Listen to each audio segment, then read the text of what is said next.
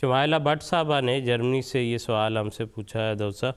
وہ کہتی ہیں کہ اگر میاں بیوی گھر پر نماز پڑھ رہے ہوں تو تکبیر کون کہے گا؟ یعنی باجماعت نماز پڑھنا چاہتے ہیں تو تکبیر کون کہے گا ایسی صورت؟ نماز باجماعت جو ہے پڑھنا بہرحال بہت مستحسن امر ہے، اور جیسا کہ حضور صلی اللہ علیہ وسلم نے فرمایا کہ جو لوگ نماز باجماعت ادا کرتے ہیں ان کو اکیلے نماز پڑھنے سے بہت زیادہ ثواب ہوتا ہے. اور خصوصاً بلکہ حضور صلی اللہ علیہ وسلم نے فرمایا کہ اگر کوئی شخص جنگل میں جا رہا ہے اور وہ اکیلا ہے تو وہاں پر وہ اذان دے کے اور اقامت کہہ کے اگر اکیلا بھی نماز پڑھے گا اور کوئی شخص اس کی اذان سن کے اقامت سن کے اس کے پیچھے نماز پڑھ لے تو بہتر ہے، ورنہ فرشتے اس کے پیچھے نماز پڑھیں گے اور اس کو نماز باجماعت کا ثواب ہی ملے گا. تو اس حوالے سے یہ ایک بہت ہی مستحسن امر ہے نماز باجماعت کا قیام. اگر مسجد دور ہے یا کسی وجہ سے انسان زیادہ دور والی مسجد میں نہیں پہنچ سکا اور گھر میں اس نے نماز ادا کرنی ہے تو اگر میاں بیوی یا بچے آپس میں مل کے اکٹھے نماز ادا کریں تو یہ بہت ہی اچھی بات ہے اس حوالے سے. لیکن یہ ہے کہ جب صرف اکیلے میاں بیوی ہوں گھر میں تو پہلی بات تو یہ ہے کہ اذان جو ہے وہ اس کے دینے کی ضرورت نہیں، اس لیے کہ وہ کسی اور کو تو نہیں بلا رہے وہاں پہ.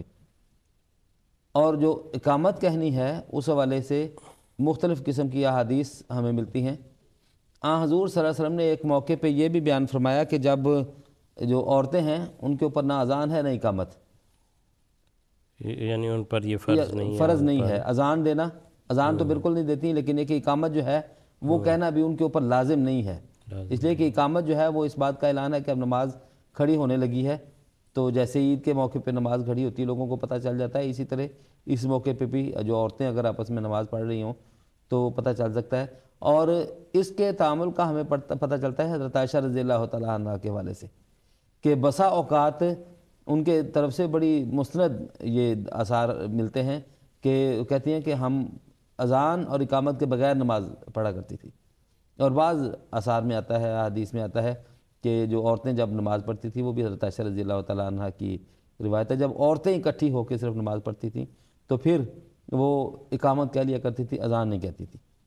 تو اس حوالے سے یہ ہے کہ اگر مرد اور عورت دونوں مل کے آپس میں نماز پڑھ رہے ہیں تو بڑا آسان کام ہے کہ مرد جو ہے وہ اقامت کہہ لے اور وہی امامت کروا لے. امام کے لیے اقامت کہنا منع نہیں ہے حدیث میں نہ قرآن کریم میں کہیں بھی. تو اس حوالے سے اس میں کوئی مذائقہ نہیں ہے کہ اس اقامت کو کہنے کے لیے مرد ہی اقامت کہہ کے اس کے بعد نماز ادا کروا دے، امامت کروا دے. جی ٹھیک. بالکل اس میں تھوڑا سا یہ اضافہ کر دوں کہ جس طرح حضرت عائشہ رضی اللہ تعالیٰ عنہ کا ذکر کیا ہے محترم داؤد صاحب نے، حضرت عائشہ رضی اللہ تعالیٰ عنہ سے بھی حدیث مروی ہیں. اسی طرح ایک مدینہ میں حضور صلی اللہ علیہ وسلم کی صحابیہ تھی ام ورقہ رضی اللہ تعالیٰ عنہ، وہ بھی انہوں نے باقاعدہ حضرت صاحب کی حضور صلی اللہ علیہ وسلم کی خدمت اقدس میں یہ عرض کی کہ میں اس طرح ہم خواتین جمع ہو کے نماز پڑھنا چاہتی ہیں باجماعت، تو حضور نے اس کی اجازت دی.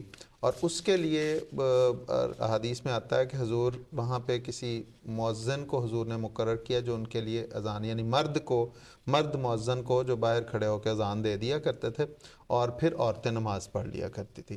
دوسری جو دوسا نے بڑا اچھا پوائنٹ اٹھایا کہ اقامت عورتوں پہ نہیں ہے، اس لیے اس کی بنیادی وجہ یہ ہے کہ عورتوں پہ نماز باجماعت فرض نہیں ہے. جی نماز نہیں ہے تو اس کے جو لوازمات اس ہیں وہ لیے بھی نہیں، اس کے لوازمات بھی نہیں. اور وہی بات کہ اقامت اس وقت کہی جاتی ہے جب کہ اب اعلان کیا جا رہا ہے کہ اب نماز کھڑی ہونے لگی، جلدی جلدی آ جاؤ.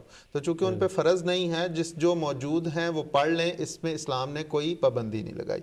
یعنی اسلام تو الدین و یسرن ہے نا، آسانی کا، کہ جو اکٹھی ہیں وہ پڑھ لیں، جو نہیں پڑھنا چاہتی یا وہ اپنے گھر میں پڑھ رہی ہیں تو کوئی ان پہ پابندی نہیں.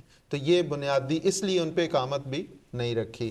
اور اگر میاں بیوی اکٹھے پڑھ رہے ہیں تو اس میں جس طرح دوسا نے آیا کہ وہ مرد پھر اقامت کہہ لیں. جی ٹھیک ہے، بہت شکریہ.